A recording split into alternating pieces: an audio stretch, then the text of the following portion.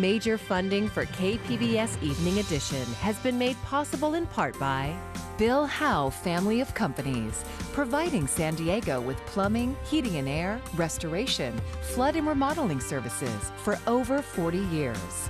Call 1-800-BILL-HOWE or visit billhowe.com. And by the Conrad Prebys Foundation, Darlene Marco Shiley, and by the following.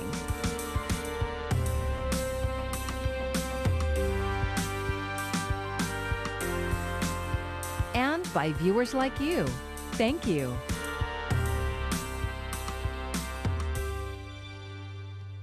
Good evening. It's Independence Day, July 4th. Thanks for joining us. I'm Maya Trabulsi. We have a special holiday show featuring some of our best reporting so far from 2023.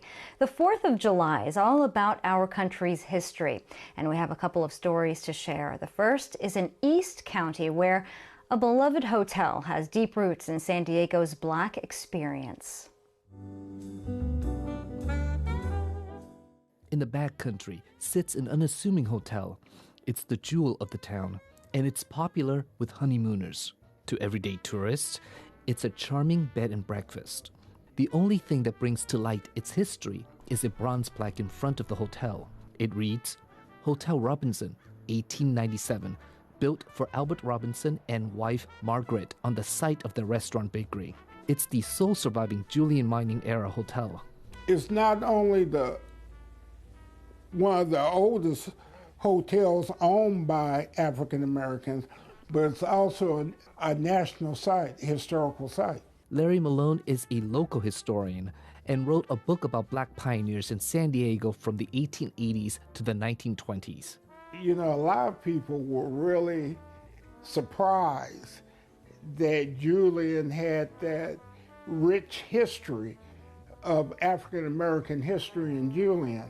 And part of that history started with a love story, says Chuck Ambers, the curator of the African Diaspora Museum and Research Center. There's a love relationship between that hotel and Julian, just like there was a love relationship between Albert and Margaret. He says Julian was a sleepy little town founded by former Confederate soldiers before gold was discovered there.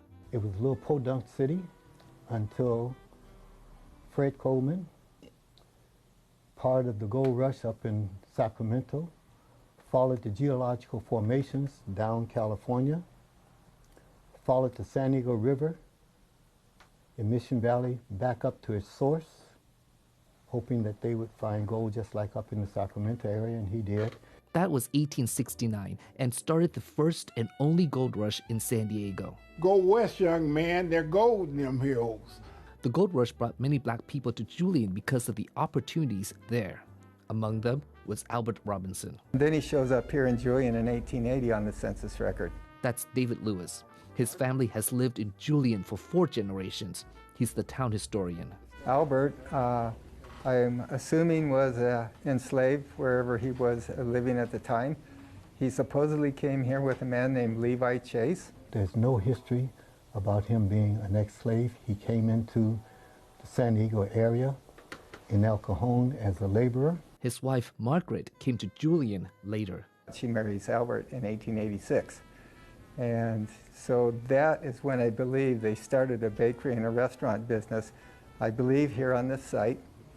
And they ran that from 1886 until 1902 when they built this hotel. What's fortunate for them, their property, that little restaurant, was right across the street from the City Hall where the Butterfield stage line coming from Arizona brought travelers. The town hall was also the social hub of Julian. They also held dances there, and these dances could last all night. And according to what I've read, the hotel provided meals for those dances at night. Mrs. Robinson, she was famous for her apple pies, and people would come from miles around to sample Mrs. Robinson's apple pies. Her name gets linked sometimes with the apple pies, but she wasn't the only one that made apple pies And so Julian apple pies was not started by Margaret Robinson. That may be a folklore. Albert died in 1915, and Margaret ran the hotel by herself until 1921, when she sold it for $1,500. There's a lot of history in this hotel. U.S. Grant, the son of President Grant, used to stay in this room before he built the U.S. Grant Hotel in 1910. The rooms in the hotel bear the names of some of the prominent people who once stayed there. For Lewis, it's part of his history and the history of Julian. My great uncle, who used to come here with his family when he was little, and when they get to the front door, Albert would come out and pick him up and put him on his shoulders and walk him on into the hotel. And my uncle says, I felt like I was 10 feet tall. Alexander Nguyen, KPBS News. This year marks the 50th anniversary for one of San Diego's most colorful and meaningful gathering spots. KPBS race and equity reporter Katie Hyson learns about the beginnings of Chicano Park. Chicano Park began with an almost broken promise.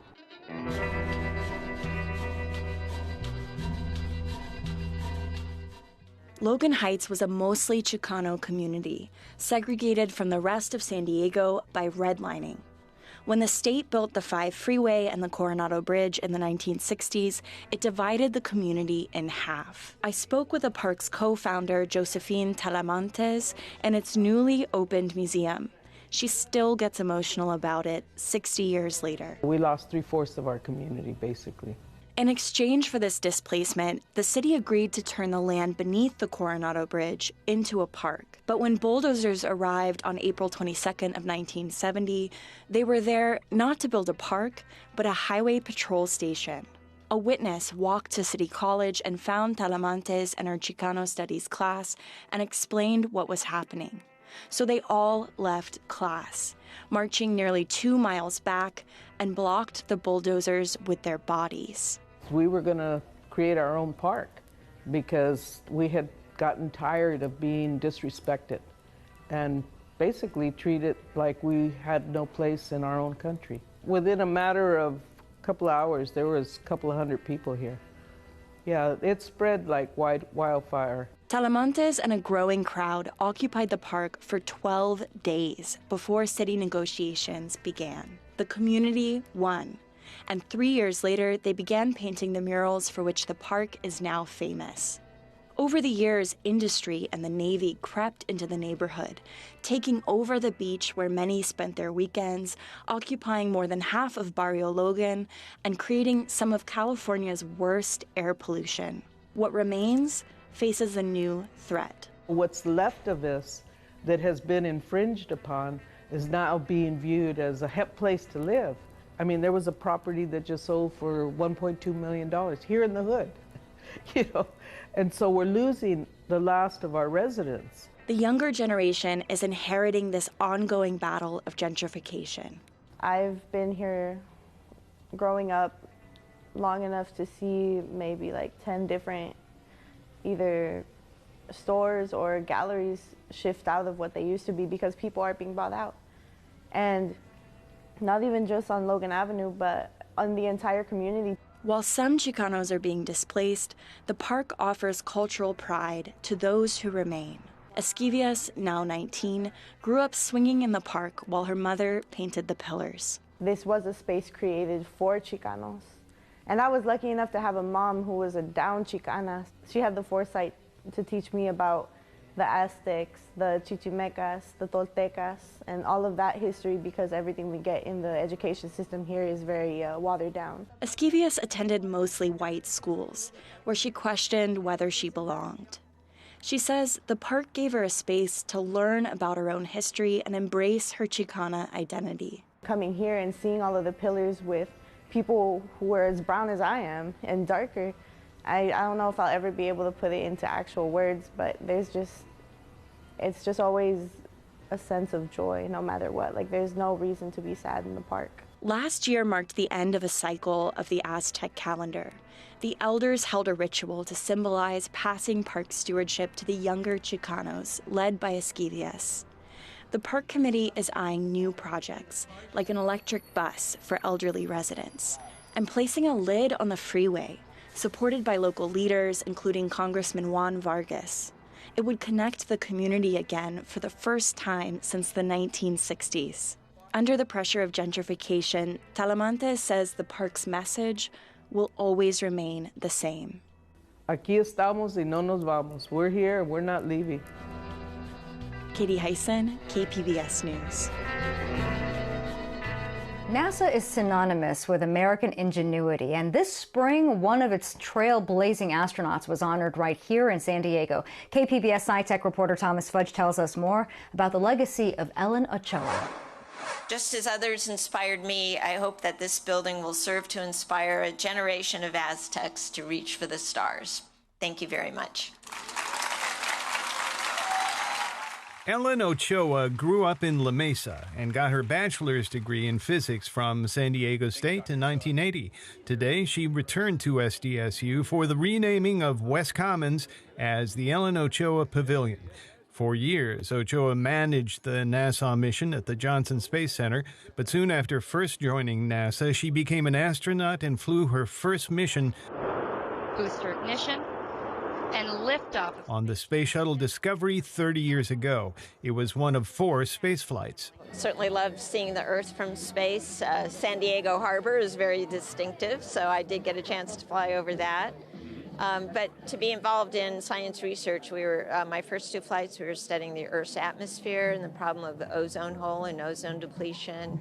And then on my 3rd and 4th flights, we were part of assembling the International Space Station. Ochoa made history as the first Latin American woman in space.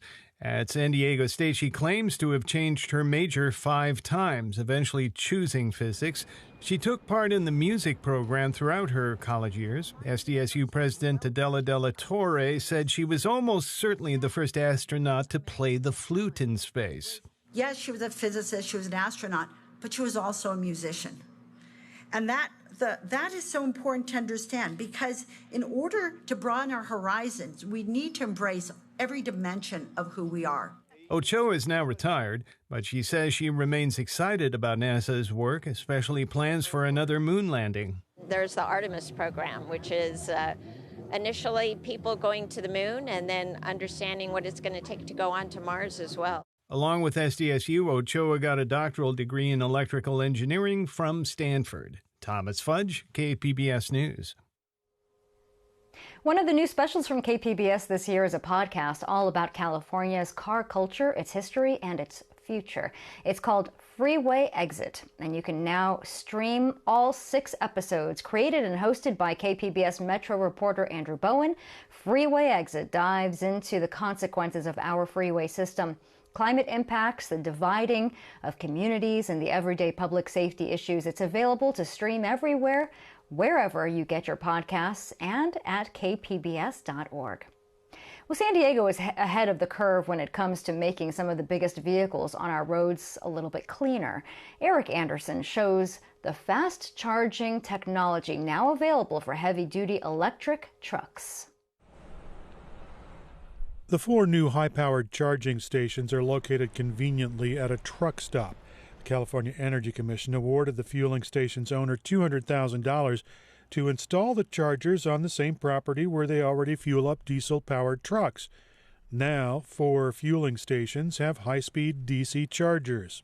This is a wonderful step in a good direction to make sure that we're opening doors for many more other similar partnerships, that we can really focus on clean air while at the same time working to promote economic prosperity and green jobs. Having publicly available high-speed chargers is an important step toward transitioning the trucking industry to a zero-emission future, one that state officials hope to hit by 2045. This is an important commercial point, a transportation corridor hub for our region in San Diego. And for the state of California, right, the movement of goods that exists today. And it's through these types of fast charging investments that we hope to see a lot more conversion of these fleets as those technologies become more and more available. The California Energy Commission says there are already about 2,000 zero-emission trucks and buses on the road. An executive order also stops the sale of new internal combustion engine passenger vehicles in California after 2035. Transportation generates roughly 40% of all greenhouse gas emissions in California. Eric Anderson, KPBS News. Baseball is nicknamed America's pastime, but its international reach got a boost earlier this season with the help of the San Diego Padres. The team was part of a special weekend road trip to Mexico City, and in addition to sweeping the San Francisco Giants in back-to-back games, players took part in a lot of community events in the Mexican capital. KPBS had a reporting crew there, and you can revisit some of our coverage on the KPBS YouTube page. And San Diego is no longer an NFL town, but it will always hold an important place in football history. The first of 3 Super Bowls to be held here was the first to be won by a black quarterback. Melissa May talked with those who remember that big moment 35 years later. San Diego never won a Super Bowl, but the city has hosted the game 3 times. And during Super Bowl 22, history was made. He was from Washington, and that whole thing, that first black quarterback, Super Bowl, and they won. Doug Williams, I love you. If I was able to speak to him together, I would just say, I love you, man. God bless you. That's Philip Smith. He was a 31-year-old sailor stationed in San Diego during that Super Bowl. He couldn't get a ticket to the game, but he says he got the next best thing. First time I saw that was Doug Williams in that hotel. I had the Super Bowl 22 program say, Doug, can you please sign that for me? Sure. He signed it, gave it back, he shook hands. His hands were just, wow. Very, very big.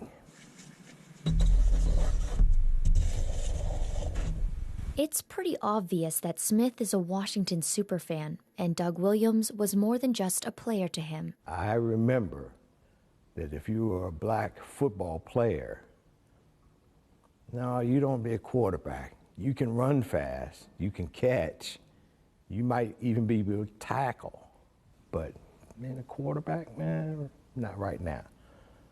But Doug Williams, he came in there and he did it. Doug Williams, for me,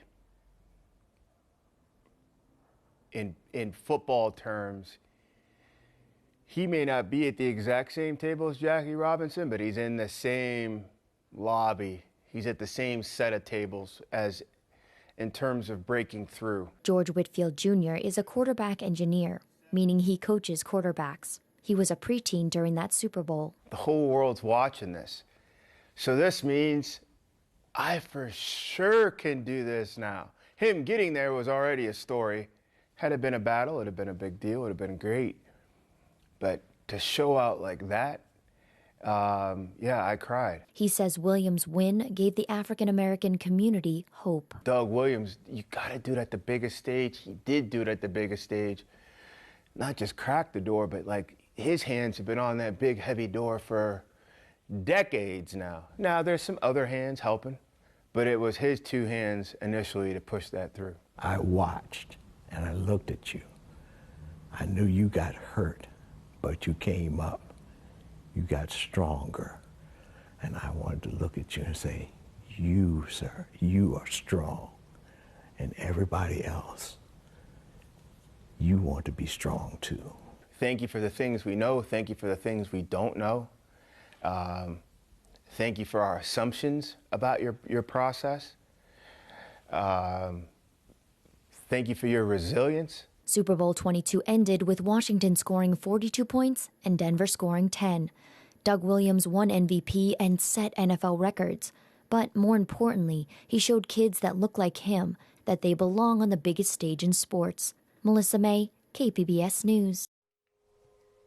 We're just a couple of weeks from the return of Comic-Con International. The fun continues year-round at the Comic-Con Museum in Balboa Park. Beth Accomando shows us an exhibit that offers a behind-the-scenes look at the world of animation.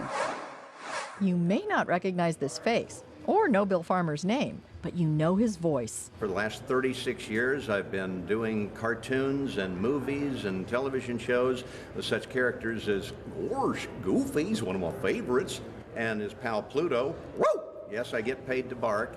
You can also hear his voice as part of the new Animation Academy exhibit at the Comic-Con Museum. This is a very interactive exhibit where you learn about the history of animation, some pioneers in animation you may not know about. There's a lot of hands-on things where you can actually animate things and learn the process. And it's all that behind-the-scenes stuff that you may not know about that really is intriguing about this exhibit. Troy Carlson, CEO of Stage 9 Exhibits that designed the show, has been obsessed with animation since he was a kid making Super 8 movies. He wanted the exhibit to pay tribute to the pioneers of animation. From the early years up to the early computer animation, and show the process of animation, and show all the work that goes into it, and kind of deconstruct the process of animation so that it's a very hands-on, engaging exhibit where people can make their own stop-motion movie, they can draw their own characters, they can learn what goes into making an animated film. One of Carlson's favorite spots is the stop-motion studio where they actually made a Gumby film. You know, one thing we want to showcase in Animation Academy is that you don't have to have fancy sets. So the sets that we used for this were made out of like cereal boxes. Just use your imagination and you can create your own animated film. That's the magic of animation. It's heightened reality, really. You can do things in animation you can't do in real life. And it's the thoughts and ideas of all these animators.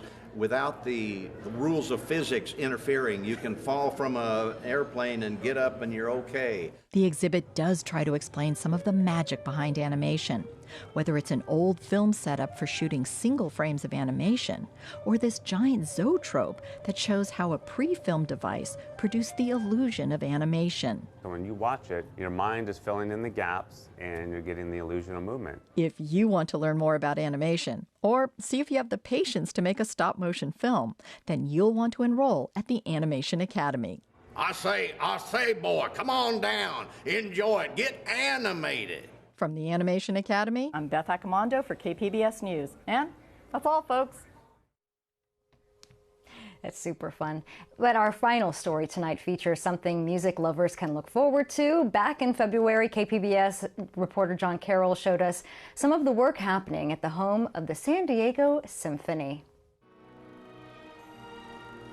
The historic Fox Theater was transformed into the home of the San Diego Symphony in the mid-'80s. Since then, it has been where the symphony is headquartered. But 2 years ago, the symphony pulled up stakes and moved over here to the Rady Shell at Jacobs Park, the $85 million Rady Shell at Jacobs Park. But come November, the symphony will return to their main home, Copley Symphony Hall.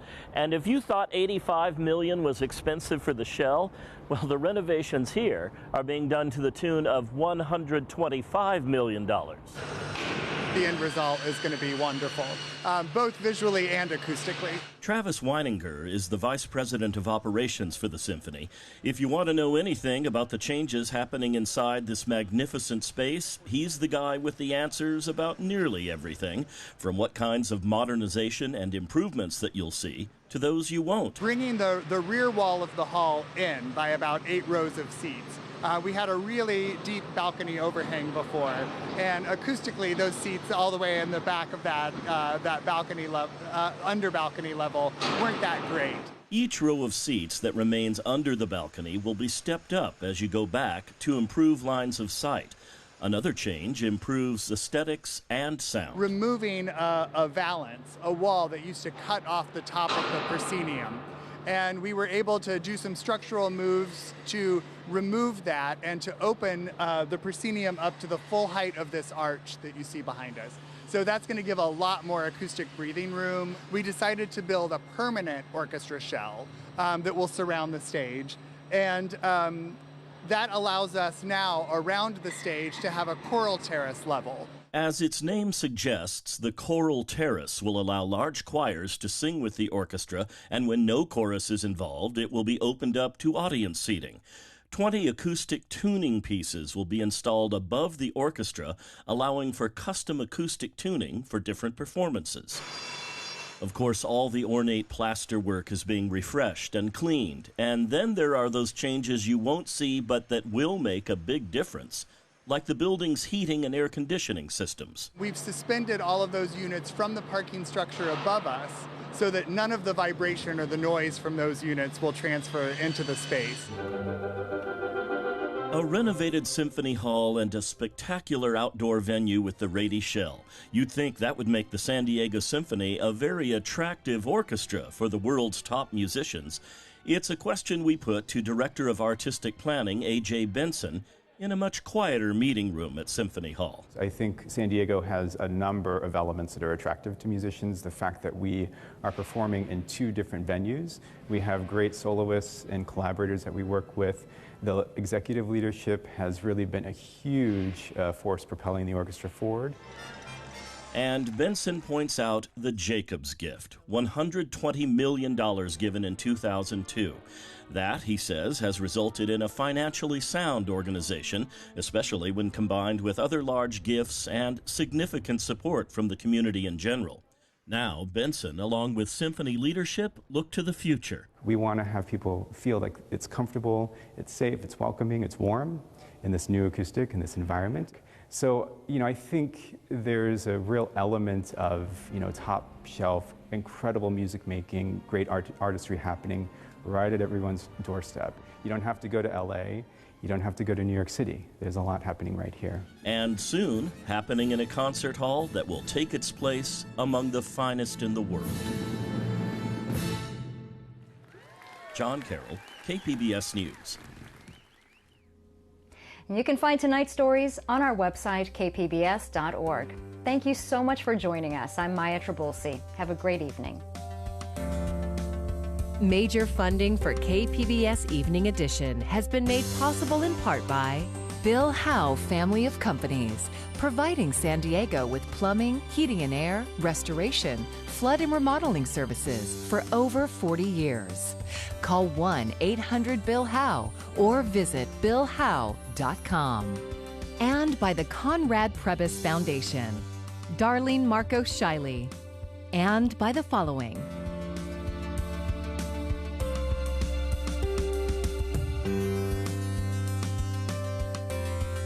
and by viewers like you.